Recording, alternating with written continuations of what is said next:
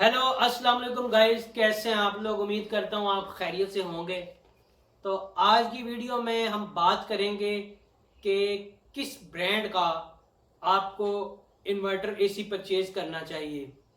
जैसा कि हम जब मार्केट में इन्वर्टर एयर कंडीशनर परचेज करने जाते हैं तो हमें वहाँ पर बहुत सी कंपनीज देखने को मिलती हैं। पाकिस्तानी कंपनीज, थाईलैंड कंपनीज यानी जैपनीज कंपनीज, तो अलग अलग कंट्रीज में उनकी मैन्युफैक्चरिंग है। इस सब पर डिटेल में बात करते हैं इसी वीडियो में। और मुझे उम्मीद है कि मेरी ये वीडियो देखने के बाद आपको इन्वर्टर एयर कंडीशनर ख़रीदने में बहुत ही आसानी हो जाएगी। आप डबल माइंडेड या ट्रिपल माइंडेड होने से बचेंगे। नंबर वन, हम बात कर लेते हैं कुछ पाकिस्तानी चाइनीज़ कंपनी के बारे में, जो कि कंपनीज पाकिस्तानी हैं कुछ और मैन्युफैक्चरिंग चाइना से करवा रही हैं। उनमें कैनवुड, डॉलेंस, ओरिएंट, पेल, हायर, ग्री, चेंगहोंगरुबा, इकोस्टार, ग्रीन एयर, होम एज।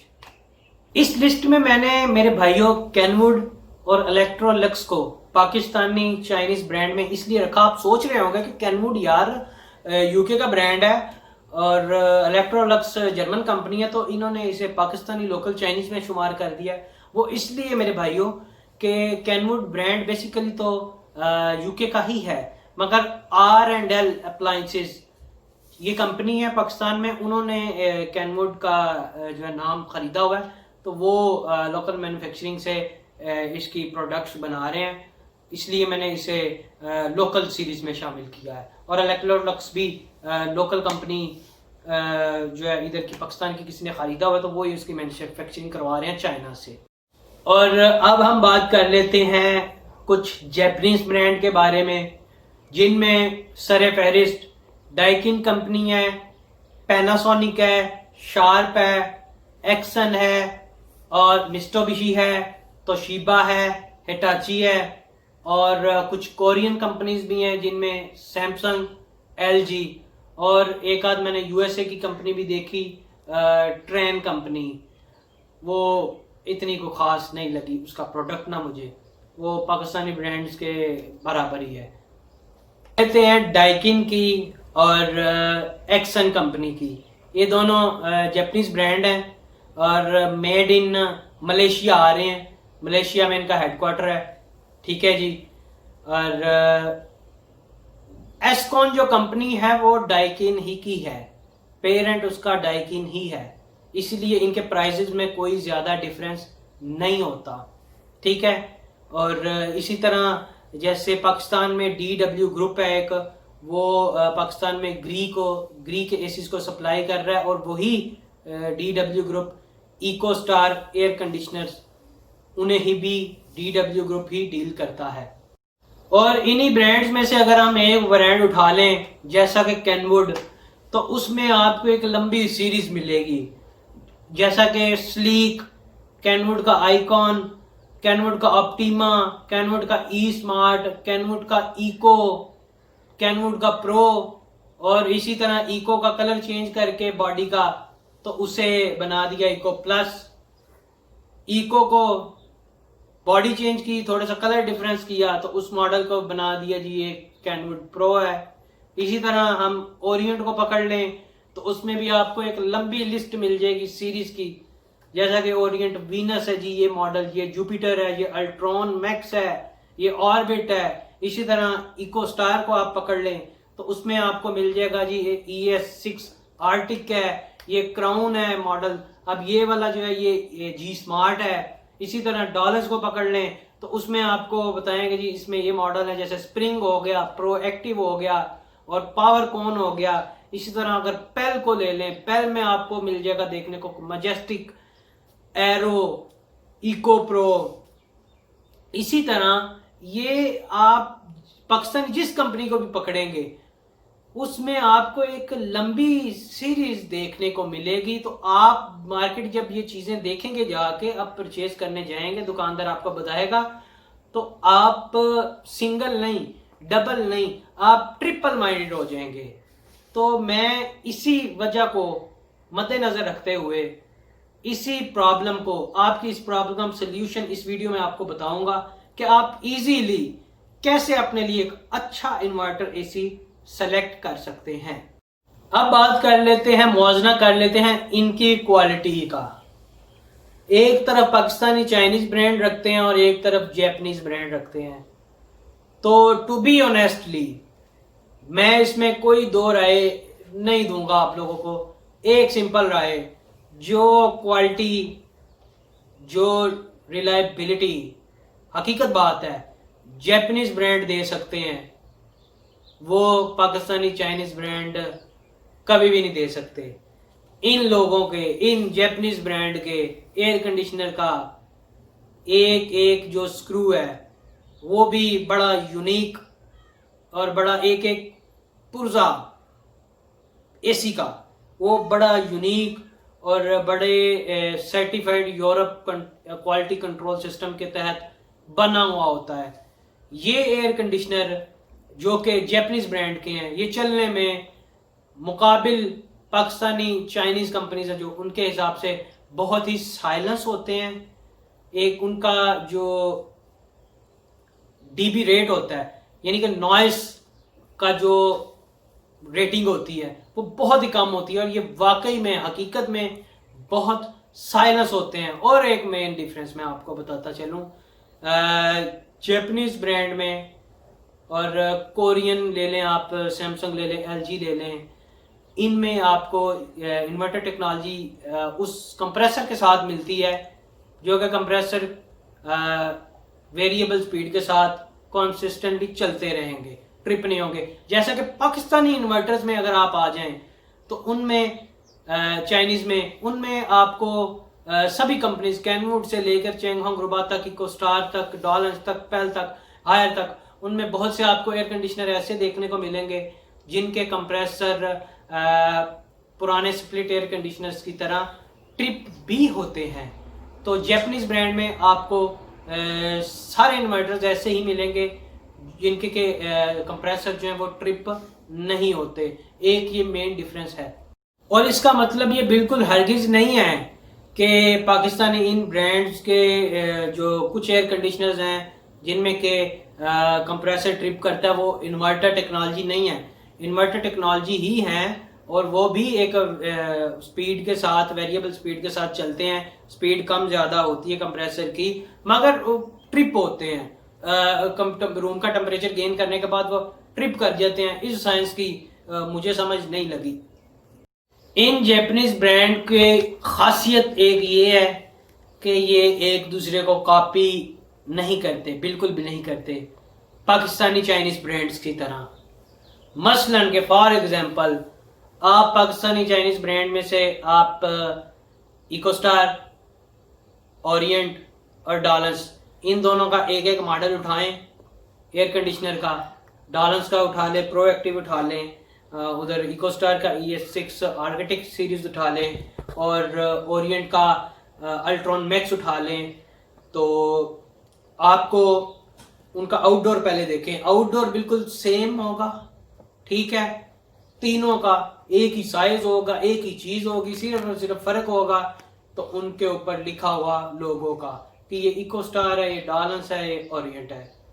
हता के ओरिएंट का मैंने यहाँ तक देखा, ओरिएंट और इकोस्टार का पकड़ के, तो उसका जो ES6 आर्टिक सीरीज का दोनों का रिमोट भी खूब एक ही जैसा था। 19-20 का भी यार फर्क होता है, वो नहीं था। तो उसके सिर्फ नीचे लिखा हुआ था ये ओरिएंट का है, ये इकोस्टार का है। और इसी तरह इसमें बहुत आपको हेल्प होगी। ओरिएंट का वही एयर कंडीशनर मुझे 70,000 रुपये में मिल रहा था, जबकि इकोस्टार की वही चीज मैंने 65,000 में ली। ब्रांड था उसका नाम जो ओरिएंट का ज्यादा चल रहा था, इकोस्टार का कम चल रहा था, तो मुझे 5,000 कम में मिला। मैं पहचानने में थोड़ा सा देखना ही पड़ता है कि यार चीज एक है, हर चीज एक है। वो भी गोल्ड फिन है, ये भी गोल्ड फिन है, उसमें भी फिल्टर लगे हैं, इसमें भी लगे हैं। फर्क क्या है? फर्क सिर्फ ऊपर लिखे हुए ब्रांड की, कंपनी के नाम का है। तो जिस तरफ से आपके पैसे बचते हैं आप पैसे बचाएं, इसके अगर आप आल्टर देखें तो आपको जैपनीज ब्रांड में कम ही नजर आएगा कि वो एक दूसरे की कॉपी करते हैं, या वो उधर से ही जाके एयर कंडीशनर बनवा लिया, अपनी ऊपर स्टैंप लगवा ली जहाँ से दूसरी कंपनी बनवाया। तो ये एक मेन डिफरेंस है। अब आ जाते हैं इस तरफ कि अगर हम एक मेन डिफरेंस तो मैंने आपको बता दिया, ठीक है। और जैपनीज ब्रांड थोड़े कॉस्टली ज़रूर हैं, वो इसी वजह से उनकी क्वालिटी, उनकी उनमें जो प्लास्टिक यूज़ हुआ है, उनमें जो अंदर इलेक्ट्रॉनिक्स के किट्स वगैरह यूज़ हुई हैं, वो बहुत ही हाई क्वालिटी की होती हैं मद्दे मुकाबिल इनके पाकिस्तानी चाइनीज़ ब्रांड के। अब हम बात कर लेते हैं कि भाई अगर हम पाकिस्तानी चाइनीज़ ब्रांड में अगर कोई एयर कंडीशनर लेने जाते हैं तो हम कैसे, कौन सा अच्छा एयर कंडीशनर सेलेक्ट करें। नंबर 1, हम सबसे पहले देखेंगे कि हमने भाई लेना गोल्ड फिन वाला ही है। कोई भी हो, आपने सिलेक्ट गोल्ड फिन करना है, ठीक है। वैसे तो ब्लू फिन भी होते हैं, हाइड्रोफिलिक फिन भी होते हैं, और माइक्रो चैनल फिन भी होते हैं। माइक्रो चैनल फिन तो आपको पाकिस्तानी ब्रांड्स में किसी में भी वो कंडेंसर नहीं मिलेगा, ठीक है। अलबत्ता गोल्ड फिन और हाइड्रोफिलिक ब्लू फिन ये मिल जाएगा, ठीक है जी। तो सिलेक्ट करना कैसे है हमने, एक तो ये हो गया कि हमने ब्लू गोल्ड फिन ही लेना है। इस पर मैं अलग से gold fin, blue fin, hydrophilic fin पे वीडियो बना दूंगा डिटेल से। इस वीडियो में बात की तो बात काफी लंबी हो जाएगी। नंबर 2, डेट 10 का अगर हमें एक इन्वर्टर एयर कंडीशनर परचेज करने जा रहे हैं तो आप कोशिश करें कि उसका आउटडोर साइज बड़ा हो। जैसा कि आप लोग अक्सर देखते हैं कि भाई यार ये तो 1.5 टन का है, इसका आउटडोर तो 2 टन जितना है। तो ये बड़ी एक इम्पोर्टेंट चीज देखने वाली है, वो ये है उसका इंडोर भी बड़ा होगा। और जब आप वो एयर कंडीशनर लगाएंगे रूम में लाकर तो वो रूम को बहुत जल्दी ठंडा करेगा, उसका एयर थ्रो अच्छा खासा होगा रूम में, और रूम में आपको सफोकेशन वगैरह महसूस नहीं होगी। इसलिए आप सिलेक्ट करें बड़ा इंडोर बड़ा आउटडोर, ब्रांड कोई भी हो, ठीक है। और अगर आपने पैसे बचाने हैं तो वो जिस तरह मैंने बचाए थे, कैनवुड, एक तरफ कैनवुड का प्रो मॉडल था और दूसरी तरफ चेंग होंगरुबा का CD 125 मॉडल था मेरे ख्याल से, तो मॉडल एग्जैक्ट याद नहीं। तो दोनों के इंडोर आउटडोर बड़े थे, वो भी बड़ा आउटडोर, ये भी बड़ा आउटडोर था, और इंडोर भी दोनों के अच्छे खासे बड़े थे। आउटडोर के साइज 2 टन जितने थे। तो चेंग होंगरुबा मुझे मिला फाइनल बैच कर करा के वो 65,000 में मिला, जबकि कैनवुड मुझे 66,000 में मिला। और कैनवुड के अंदर हेल्थ का ऑप्शन नहीं था और वो ब्लू फिन था, जबकि चेंग होंगरुबा कम प्राइस में गोल्ड फिन भी था और उसमें हेल्थ की ऑप्शन भी थी।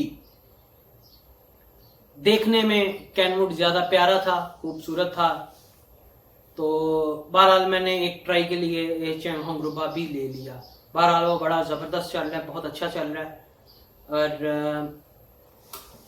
पैसे इस तरह बचाए कि अगर वही चीज कैनवुड में अगर हम ब्लू फिन को छोड़कर गोल्ड फिन में लेते तो वो हमें 70-1,000 में मिलना था, जो चीज हमें चेंग होंगरुबा 65,000 में दे रहा था। आप उसकी बॉडी खोल के देखें, जहां से एयर फिल्टर चेंज करते हैं तो दोनों के एयर फिल्टर निकाल के उन्हें देख लो भाई, नंबरिंग का भी फर्क नहीं है, एक खूब एक।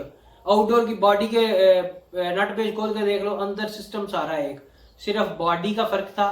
और ब्रांड नेम के पैसे कमाते हैं। पैसे आपने इस तरह ही बचाने हैं कि देख लेना है कि चीज एक है, कौन वही क्वालिटी वही चीज सेम चीजें कम प्राइस में दे रहा है, उसी कंपनी का ले लें। और हाँ, आप परेशान हो रहे होंगे बड़े आउटडोर वाला 66-65,000 में, ये मैंने 2 साल पहले लिए थे, 2018 के लास्ट पे लिए थे, तो तब डॉलर जो था वो कम था। अब तो ये एसी जो बड़े इंडोर बड़े आउटडोर वाले हैं, कम से कम इनकी स्टार्टअप प्राइस ही 80,000 है। जबकि इसके अगर अलावा मैं छोटे इंडोर और छोटे आउटडोर पे जाते तो वो तब 10,000 रुपये सस्ते थे, अब भी 10-15 हज़ार का फ़र्क है। तब वो 55,000 रुपये में 1.5 टन के इन्वर्टर एयर कंडीशनर मिल रहे थे, डॉलन्स हो गया, ओरिएंट, उन सभी में, पेल वगैरह में।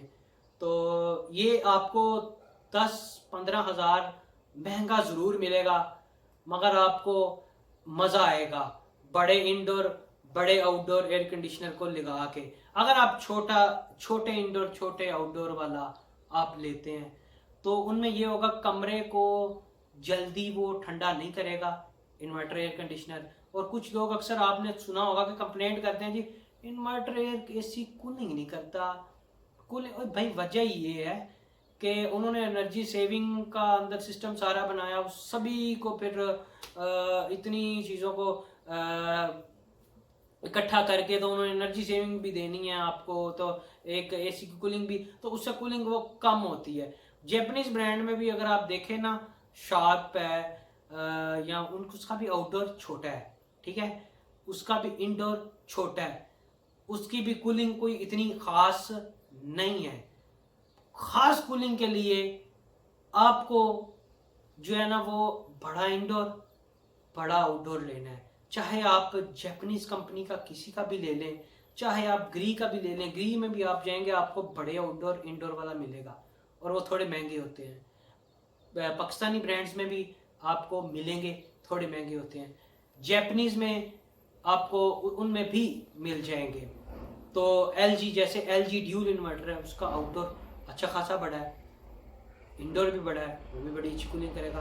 क्वालिटी की बात करें, क्वालिटी में मेरी दो राय कोई नहीं है। जैपनीज की जो इन्वर्टर टेक्नोलॉजी है वो बहुत आगे है, उनकी क्वालिटी बहुत हाई है, ठीक है। चाहे कूलिंग कम है ज़्यादा है तो वो बात एक अलग है, कूलिंग ज़्यादा लेनी है तो बड़ा इंडोर बड़ा आउटडोर लें। क्वालिटी में जैपनीज ब्रांड आप छोटे इंडोर वाला भी ले लेंगे, एनर्जी सेविंग आपकी सही मानों में करेगा और पूरी करेगा सही। जबकि छोटे इंडोर में आप पाकिस्तानी लेंगे तो कूलिंग वो भी जापानीज कूलिंग एक जैसी करते हैं, कोई खास इतना फर्क नहीं। उस दिन का खास फर्क सिर्फ बड़े इंडोर बड़े आउटडोर में, स्पेशली इन्वर्टर एसीज में होता है। तो आजकल एक बड़ा सेल्फ क्लीनिंग का ऑप्शन बड़ा मार्केट में ट्रेंड कर रहा है, जिसमें सेल्फ क्लीनिंग का ऑप्शन भी है।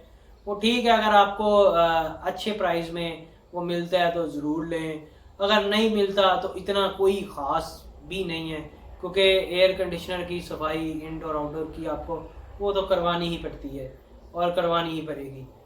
मुझे उम्मीद है मेरे भाइयों कि आपको ये फैसला करने में अब आसानी ज़रूर होगी कि आपको कौन सा इन्वर्टर एयर कंडीशनर ख़रीदना चाहिए। अगर आप एक क्वालिटी कॉन्शियस आदमी है, लग्जरी चीज़ को पसंद करते हैं, तो आप जापानीज ब्रांड की तरफ चले जाएं। और अगर आप के नज़दीक कोई क्वालिटी कॉन्शियस की कोई ख़ास अहमियत नहीं है, कूलिंग ही लेनी है, बिजली बचानी है, तो इन्वर्टर एयर कंडीशनर अच्छा इस्तेमाल करना है, तो चलते ये भी सही है पाकिस्तानी चाइनीज़ ब्रांड। ये भी 10-15 साल तो इन्हें भी कुछ नहीं होता, कम से कम 10 साल तो कुछ भी नहीं होता, ठीक है। तो आप मार्केट में जाएं, आप एयर कंडीशनर ख़रीदें, अपनी गर्मियों को एंजॉय करें। आपका मेरी ये वीडियो देखने का बहुत शुक्रिया। अगर आपको मेरी ये वीडियो अच्छी लगी तो चैनल सब्सक्राइब कर दें, वीडियो लाइक कर दें। अल्लाह हाफिज़।